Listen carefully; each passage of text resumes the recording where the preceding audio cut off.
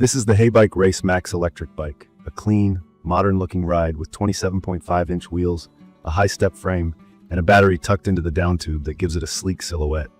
The stance looks like a lightweight trail bike that's been tuned for city life. From my experience, the visual identity matches how it rides. Simple, familiar, and confidence-inspiring.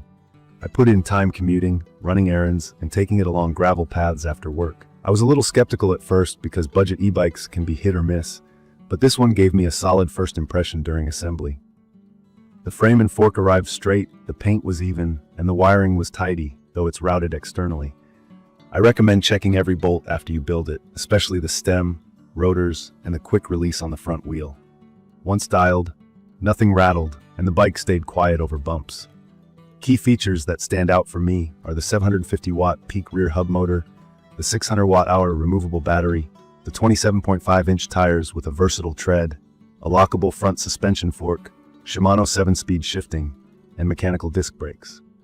The display is bright and easy to read, the headlight and taillight are included, and the battery locks to the frame with a key you can remove while riding. It's a nice balance of essentials without fluff, and it keeps the learning curve friendly for someone new to e-bikes. Power delivery is what most riders care about, so let me put it simply. A hub motor like this engages based on a cadence sensor, which means the system senses when the pedals turn and then adds power. There's a small delay before the motor kicks in, and that's normal for this style. Once it engages, it feels smooth and predictable. I could hit 20 miles per hour on flat ground without trying hard, and with settings opened up, I saw speeds up to around 28 miles per hour where it's legal. In my opinion, the acceleration is plenty for city streets and bike paths, and the top speed capability makes longer commutes feel shorter. It's not explosive off the line, but it's steady and confident. Range depends on how you ride. Using a mix of pedal assist and throttle on mostly flat routes with a few gentle climbs, I covered just over 20 miles before the battery asked to be charged. Taking it easy on lower assist levels stretches that range noticeably, while heavy throttle use shortens it. That's typical for a 600-watt pack. Charging with the included 2A brick took me around 6 to 7 hours from low to full, which slots neatly into an overnight routine. Being able to pop the battery off and bring it inside is a big plus if you park in a garage or at work. Ride comfort surprised me. The fork takes the edge off potholes and cracks, and the 27.5 by 1.95-inch tires strike a sweet spot for mixed terrain. On pavement, the bike feels planted and efficient.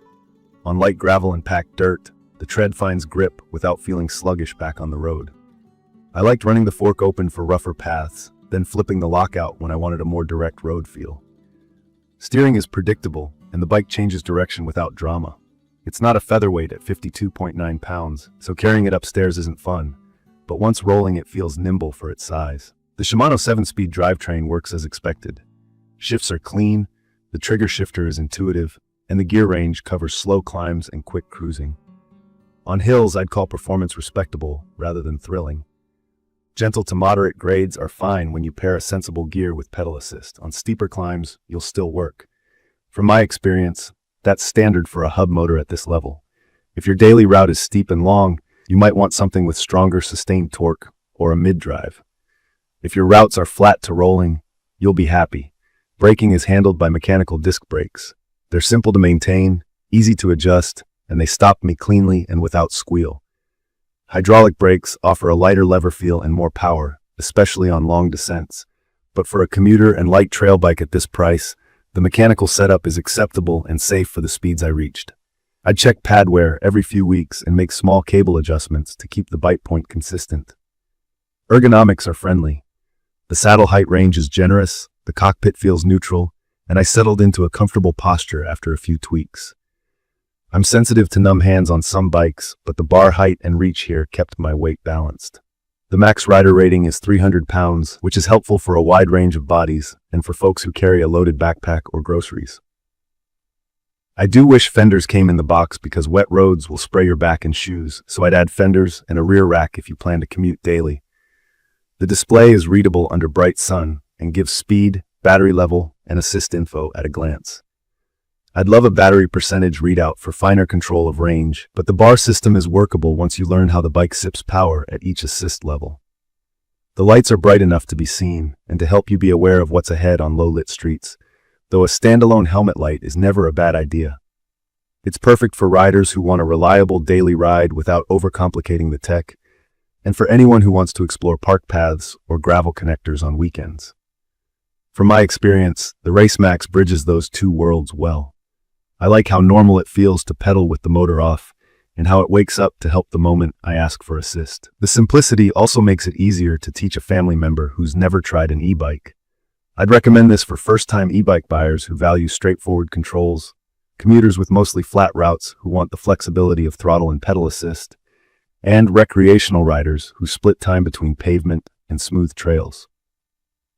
If you need hydraulic brakes for mountain descents, or a motor that breezes up very steep climbs without effort, this isn't aimed at that use.